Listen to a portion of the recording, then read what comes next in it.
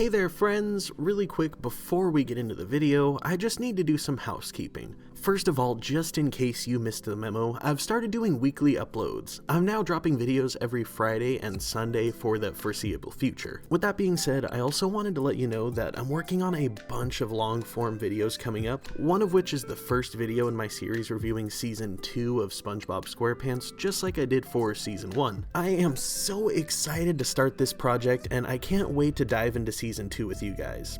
Until then though, I figured I would make a video diving into one of my favorite episodes from later on in Season 3 to hold us over.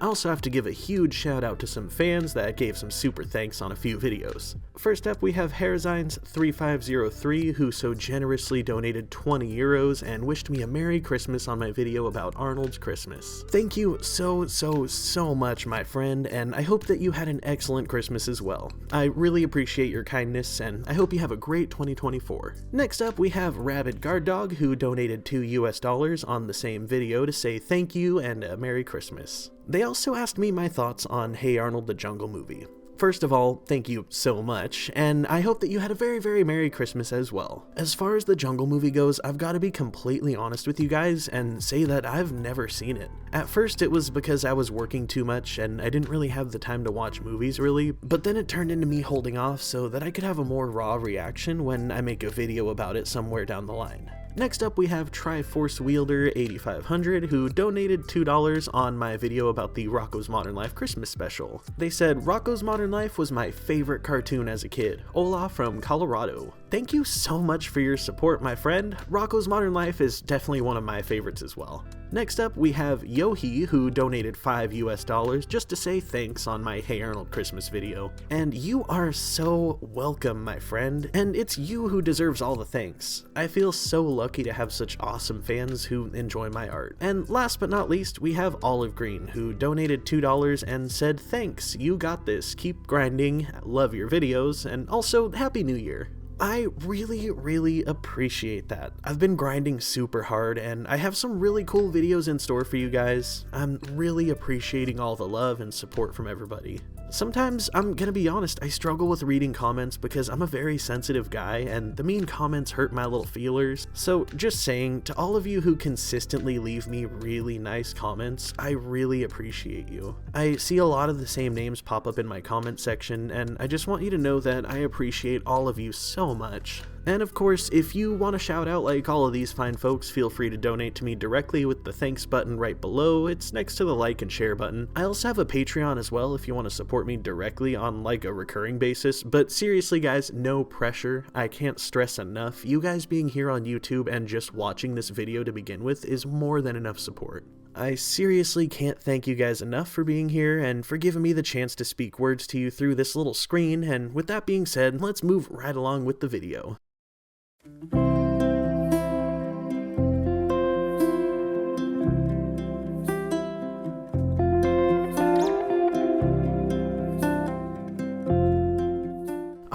SpongeBob SquarePants. An absolute staple of my childhood. I've honestly been itching recently to intentionally make a nice long video about SpongeBob. Like, I know I made that video about Plankton and Pearl a little while back, but like I said in that video, I didn't really intend for it to be over an hour long. That just kinda happened accidentally as one thing led to another. However, I am so stoked to get started on my review of SpongeBob Season 2. There's just something so amazing about sitting down and pouring all of my creativity into a super long video about SpongeBob. It's almost therapeutic for me.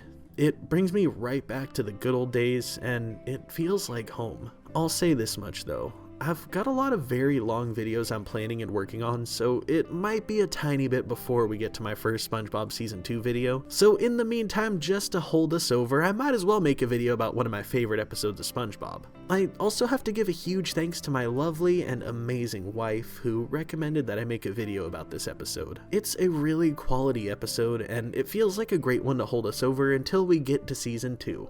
And that's why today, on our nostalgic walk down memory lane, we're gonna check out the Season 3 episode, Just One Bite. Here you go, sir. A king-size Ultra Krabby Supreme with the works, double batter fried, on a stick. Thanks. Barnacle head. Pardon me? You forgot your mayonnaise. Thanks. Squidward stands there behind the register just talking smack about everyone in the Krusty Krab. He watches the customer he just served take a huge bite, then spray mayonnaise right down his gullet as Squidward calls him sickening. I hate Krabby Patties. Ah! Good one, Squidward. Good what? Like you don't know, saying, I hate Krabby Patties. That's hilarious. Everyone loves Krabby Patties. Yeah, well, not me. You're good at that. SpongeBob takes it upon himself to announce to the entire restaurant that Squidward says he doesn't like Krabby Patties. Everyone begins to erupt in laughter as SpongeBob and Squidward disappear to the back. SpongeBob just doesn't believe him because, as you know, the only people who don't like a Krabby Patty have never tasted one. Squidward admits that he's never had a Krabby Patty and that he never will. Those words, is it possible to use them in a sentence together like that? I've never had a Krabby Patty. I've never had a Krabby Patty. I've never had a Krabby Patty. Never had a Krabby Patty? Well, you've got to have one right now. No wonder you're always so miserable. Here, try this. Get that garbage out of my face. Squidward says that he refuses to try one of those radioactive sludge balls that SpongeBob calls food. However, SpongeBob refuses to take no for an answer as he continues to try to shove the patty into Squidward's mouth. Squidward starts to get angry at SpongeBob, saying that he's not doing it, but SpongeBob just continues to pressure him. SpongeBob, if I were trapped at the bottom of a well for 3 years with nothing to eat but that Krabby Patty, I'd eat my own legs first. And not just the extra ones. But it's good for you. Good for you. That thing is a heart attack on a bun. No, Squidward, I meant good for your soul. Oh, please. I have no soul. SpongeBob continues to follow him into the bathroom, insisting that he at least smells the Krabby Patty. As Squidward continues to decline SpongeBob's advances, he just seems to get more persistent. Squidward finally gets fed up and asks him how long he's prepared to keep this up, to which SpongeBob replies by simply handcuffing himself to Squidward and handing him the patty. Squidward grabs it and watches it ooze grease as he tells SpongeBob that when he dies, SpongeBob needs to stay away from his funeral. Why, this Krabby Patty may be the most horrible, putrid, poorly prepared, vile, unappetizing, disgusting excuse for a sandwich it has ever been my displeasure to have slither down my throat. And I curse this Krabby Patty and all who enjoy them to an early and well-deserved grave. SpongeBob says that it just doesn't make sense because nobody can resist the allure of a delicious and fresh Krabby Patty. Squidward insists that he's not joking as he puts on his I'm sure face. He tells SpongeBob to go spread the word, and as soon as he's gone, Squidward is on his knees digging the patty up from the grave that he buried it in. Still alive! Oh, so delicious! All the wasted years!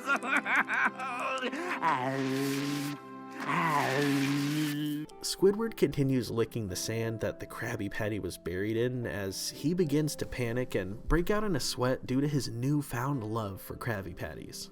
He runs like an absolute maniac back to the Krusty Krab in hopes of getting his next warm, juicy Krabby Patty, but he stops himself, realizing that if SpongeBob caught him, he'd never let him live it down. Back inside, SpongeBob is doing his best to come to terms with the fact that Squidward is the first person in existence to not like Krabby Patties. I need a triple Krabby Supreme on a kelp bun with extra sea pickle and burn it to a crisp, okay? Coming right up. Listen, Squidward, I want to apologize for before. I was only trying to make you happy. I was trying to make myself happy. But now I've learned there's room for all kinds of people in this. Squidward continues to ignore SpongeBob as he talks to him about how he accepted his decision. As the triple Krabby Supreme is finished being put together, Squidward leans in to take a bite, but he gets a face full of grill as SpongeBob says that it's not often that he gets to make this nice of a patty, and that he wants to see the look on the customer's face when they take that first bite. Triple Krabby Supreme! Triple Krabby Supreme! Did somebody order a Triple Krabby Supreme? Oh, they must have left. Well, why don't you just leave it out here in case they come back? Nope. A patty this special should be eaten fresh. And, well, I haven't had one of these babies in over 20 minutes, so... Well, whoever they were, they had great taste. Squidward nearly loses his mind watching SpongeBob happily eat the patty that he ordered for himself. Squidward gets desperate, and nearby he oversees some guy who's talking about how full he is and that he can't finish his patty, so he throws it in the trash. Squidward happily walks right up to the garbage can and stuffs his face right on in, munching on the trash, but unfortunately missing the patty in the process. As he finally pulls the patty out, SpongeBob catches sight of him and snatches the patty from his hand, saying that this patty needs to be cremated. We see him throw the patty into the incinerator, and he cries tears of sorrow, saying that he knows Squidward didn't like the patty, but it meant so much that he came.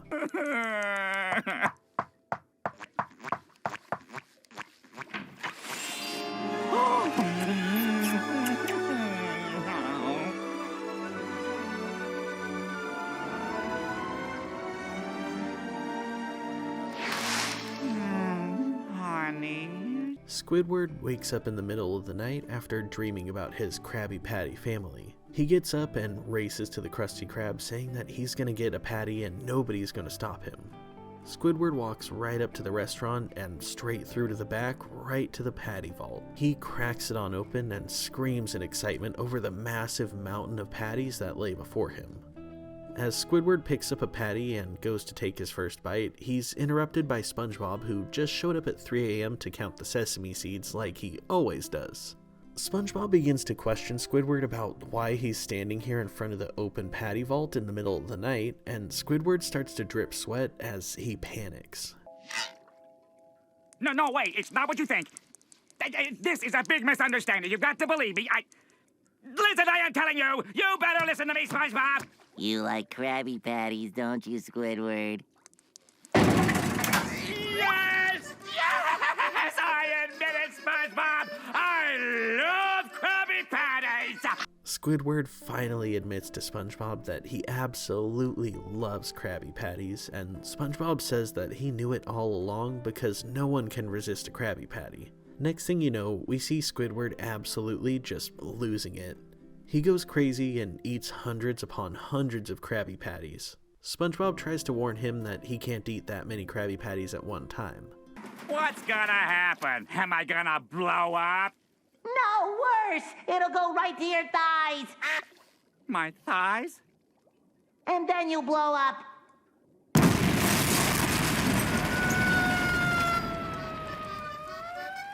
Yeah, I remember my first Krabby Patty. Now that ending is definitely one of the greatest moments in SpongeBob history, in my opinion. It's moments like this that really remind me how Season 3 really was just as golden as Season 1. The fact that too many patties goes straight to your thighs and then you blow up is just so completely out of the blue, and I love it. Season 3 had a lot more randomness and quirky gags than we'd seen in Season 1, however, it wasn't too over the top, if you know what I mean. Like, later on in the series, the show got really obnoxious, to be honest. Just the vibe of the show and how dumb the characters are really got pushed way too far. It was a little too over the top childish in my opinion. Back in the early days of SpongeBob, it was obnoxious, don't get me wrong, but it was a different kind of obnoxious that was a little more endearing than the later seasons were. Now, part of the bigger picture of this episode, it's clear that Squidward's obsession with Krabby Patties is a metaphor for addiction. It doesn't necessarily have to be drug addiction, it could be alcohol, gambling, or as it was in this episode, food, but it's a clear-cut example of the things people will do to get what they're addicted for. Watching SpongeBob try to push the patty in Squidward's face and force him to try it was just so annoying to me. It just brought me right back to being a teenager and how people would peer pressure others into trying things that they didn't want to. He was so convinced that Squidward will love Krabby Patties because everybody does, and as a result he ends up basically force-feeding it to him. Then all it took was one tiny little minuscule bite of the meat to have Squidward instantly and very seriously addicted to Krabby Patties. The sequence of events here was really interesting because it started out with Squidward getting a taste for it, then he went as far as licking the sand that the patty was buried in. After that, we see him go inside and lie to SpongeBob in an effort to get his hands on another patty, and once that doesn't work, he even goes to the point of straight up eating garbage in his efforts to get a patty in his mouth. Squidward got so seriously addicted that he not only went through some serious lengths to get a patty, but he also was full-blown sweating at the thought of it, and he couldn't even keep his head straight. SpongeBob was full-blown talking to him, trying to have a conversation, and he was just blatantly ignoring him because he was so fixated on the patties. All he could think about, to use his own words, was getting just one more, then he's off the stuff. Even the verbiage that they had Squidward using kind of implies that they're pointing towards addiction. I also have to circle back to him eating out of the trash. Like, I know they portrayed it like this to show how badly he wanted the patty, but geez, man, why not just pick it up and eat it?